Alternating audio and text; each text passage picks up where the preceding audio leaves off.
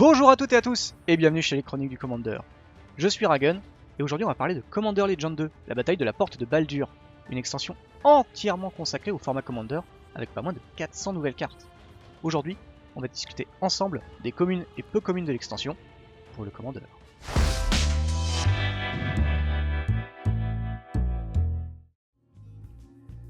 Avant de rentrer dans le vif du sujet, je voulais vous parler des réimpressions. D'habitude, elles ne sont pas assez importantes pour qu'on s'y attarde, mais avec une soixantaine de reprints dans le set, difficile de passer à côté. En plus, Wizard a eu la bonne idée d'inclure beaucoup de staples du format, qui raviront les joueurs qui le découvrent, mais aussi des communes à forte valeur sur le marché secondaire, ce qui, il faut l'avouer, fait toujours plaisir.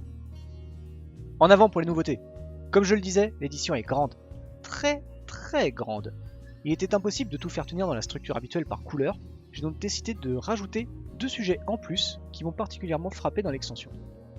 L'édition voit débarquer une quantité phénoménale de portes et quelques cartes de support pour cette thématique. De quoi faire revivre la stratégie qui avait été un petit peu délaissée après le ban de Golos, pèlerin infatigable. Le cycle de terrain bicolore modulable va permettre d'améliorer la robustesse de cette stratégie qui avait tendance à manquer de doublons une fois quelques terrains au cimetière, en plus de proposer un très bon fixing pour les petits budgets. La porte de Gon, qui transforme les portes en bilan dégagé, fait également très plaisir. Une cible primordiale à aller chercher dans sa bibliothèque dès que possible. Elle vous permettra de réduire le défaut principal du deck, le mana qui arrive toujours avec un tour de retard.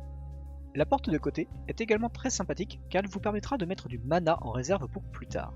Et ce n'est pas fini, l'édition apporte aussi des sorts de support pour la porte. Orbe de navigation, un peu cher mais on ne dit pas non à un tuteur de plus. Et explorer l'outre-mer, qui en plus d'aller chercher nos portes, va nous faire prendre l'initiative, une nouvelle capacité dont nous discuterons dans une prochaine vidéo. Bien entendu, que serait Donjons et Dragons sans dragons? Et de ce point de vue, l'édition n'est pas en reste, avec des dragons à tous les étages qui feront plaisir aux fans de la tribu, quel que soit le niveau de votre table. Commençons avec le cycle des orbes des dragons. Vous avez là 3 cailloux pour 3 mana, qui deviennent exceptionnels s'ils servent à lancer un dragon, car ils ajoutent un effet bonus. J'ai un penchant tout particulier pour l'orbe de jade, qui permettra de protéger vos dragons à leur arrivée. On va continuer avec Corlessa, chanteuse d'écailles. 2 mana, 4 d'endurance pour survivre au début de la partie, et un effet excellent. Marche Royaume n'a qu'à bien se tenir, il a maintenant un concurrent, ou alors un meilleur ami. Très sérieux dans Tribal Dragon d'ailleurs. Et pour pouvoir lancer tous ces beaux dragons depuis le dessus de la bibliothèque, quoi de mieux que de la rampe? Ganax, chasseur astral, va vous permettre de générer un trésor chaque fois qu'un dragon arrive sur le champ de bataille sous votre contrôle. De quoi enchaîner les dragons sans jamais s'arrêter. Le nourricier écailleux va également permettre d'accélérer la sortie de ces dragons, tout en vous offrant un petit peu plus de vie dans la foulée. Et au passage, si votre commandant n'est autre que l'Ur-Dragon, il ne coûte que 1 mana vert, un parfait dragon de la noire qui trouvera sa place dans tous les jeux de tribaux dragons.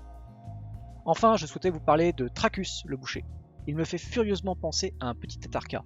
Bien que sans évasion, sa capacité à doubler la force de tous nos dragons va faire des ravages sur les tables.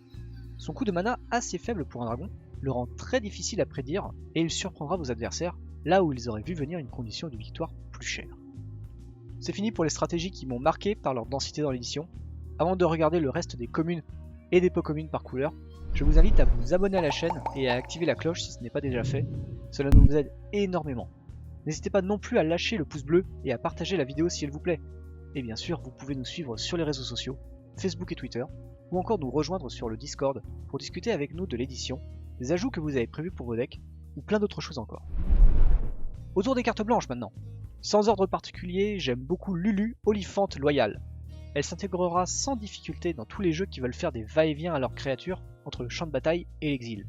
Je pense notamment à Rune ou à Brago. A noter que le sacrifice d'un trésor ou d'un fetchland va également compter pour sa capacité. Eline Darbrise, entremetteuse, est une très bonne source de cartes de sélection pour un jeu jeton. Comme d'autres cartes de l'extension, son effet ne se limite pas qu'aux jetons de créatures, et prend en compte les trésors, indices et autres nourritures que vous produisez. Je pense qu'il sera très facile de la rentabiliser, malgré le fait qu'il faille l'engager pour activer sa capacité. En parlant d'exil et de jetons, je vous présente Abdel Adrian, pupille de Gorion. Cet humain guerrier 4-4 pour 5 va vous permettre d'exiler vos permanents non-terrain et de les transformer en jetons de soldats 1-1. Pratique pour rentabiliser des indices qui traîneraient ou simplement mettre temporairement à l'abri une créature. De plus, dans le bon jeu, il a le potentiel de créer une armée à lui tout seul. Enfin, je ne peux pas parler de carte blanche sans au moins inclure un sort de protection. Votre temple est attaqué. et vous allez donc pouvoir faire un choix entre protéger toutes vos créatures ou piocher 2 cartes et vous faire des ennemis en ne faisant piocher que l'un de vos adversaires. Cet éphémère versatile vous permettra autant d'éviter un nettoyage de la table que d'acheter des faveurs politiques auprès de vos adversaires. En fonction de votre groupe, cette dernière utilité pourra faire des ravages. Passons au bleu maintenant, mais restons dans la politique. Modification de mémoire va vous permettre d'échanger le contrôle de 2 créatures chez vos adversaires et de piocher 3 cartes, ou tout simplement récupérer pour vous la plus grosse menace de la table. Je préfère largement la première utilisation, car elle vous permettra de perturber vos adversaires sans vous mouiller. Je voulais mettre en avant la face artefact de cette carte, et c'est pour cela que j'en parle ici. Renari, marchande de merveilles, va vous permettre de lancer des sorts de dragon et d'artefacts, comme s'ils avaient le flash. Un effet toujours intéressant, et qui, je l'espère, trouvera une place dans Tribal Artefact, en plus du fameux Tribal Dragon. La carte suivante m'intrigue beaucoup, mais je ne sais pas quoi en faire personnellement. Val, chercheuse de Château Suif, et non pas Val de Val PL, produit une quantité de mana astronomique, mais ce dernier ne peut pas être utilisé pour payer les sorts de votre main. Je suis persuadé qu'il y a un moyen d'abuser de cette capacité pour faire du mana à l'infini et de gagner ainsi à la partie. Mais je n'ai pas encore trouvé la combo au moment où je vous parle, je vous laisse me faire des suggestions en commentaire.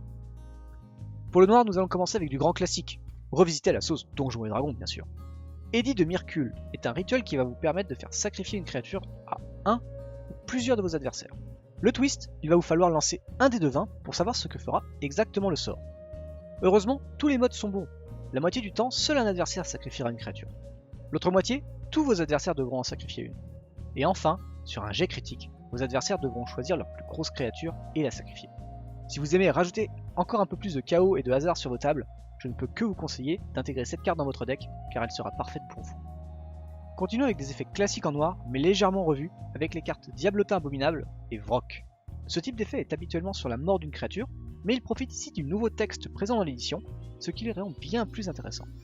Vrock est probablement un peu trop lent, et Diablotin un peu trop fragile, mais le simple fait d'avoir un effet bonus en cas d'utilisation d'un trésor, là où un classique artiste de sang ne fera rien, me donne envie de les tester. La star des peu communes en noir est bien entendu Agent du Trône de Fer. On pourrait également l'envisager en zone de commandement, mais je pense qu'elle brillera bien plus dans les 99 cartes déjà existantes de votre deck.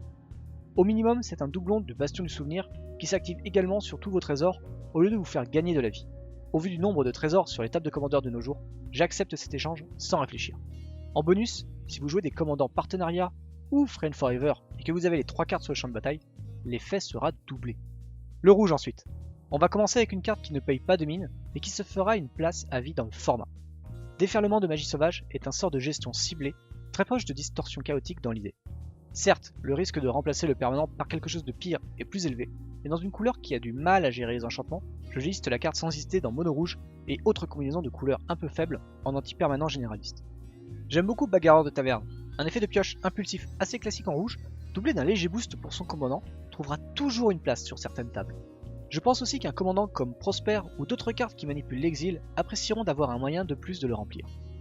Repenchons-nous un peu sur le cas du Tribal Artefact avec l'artilleur ingénieux.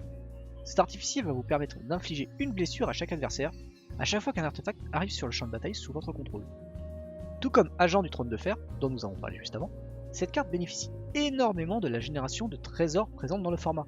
Si jamais l'un de vos adversaires joue cette carte, je vous conseille de vous en débarrasser à vue, sous peine de transformer un extorqueur des quais bien placé en une boule de feu dévastatrice qui en plus de ça va se permettre de générer du mana. On attaque le vert avec un gros insecte pas beau qui fera râler vos adversaires. Enquête géant va donner le piétinement et la protection à toutes vos créatures. C'est typiquement le genre d'effet que l'on aime avoir quand on a plein de grosses créatures, et l'archétype de l'endurance me fait dire que la carte trouvera sa niche sans difficulté. Chef cuisinier fera le beau jour des joueurs de jetons. On pourrait l'utiliser en tant que passé d'un commandant de l'édition, mais je pense qu'il sera plus versatile de la rentrer dans les 99 cartes d'un deck jetons ayant accès à plus de couleurs.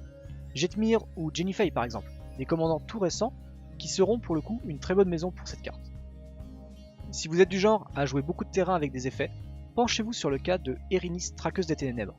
Une 3-3 pour 3 avec une capacité qui va la rendre difficile à bloquer et un effet très sympathique qui va vous permettre de récupérer vos fetchlands et autres terres dévastées pour pouvoir les réutiliser en boucle.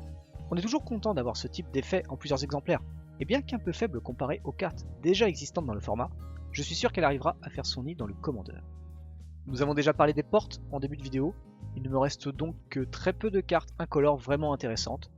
Pour autant, je ne pouvais pas vous quitter sans parler du fameux feu de camp, ce nouvel artefact qui va nous permettre d'avoir un second flambeau de commandement pour les jeux qui aiment vraiment, mais vraiment avoir leur commandant sur le terrain.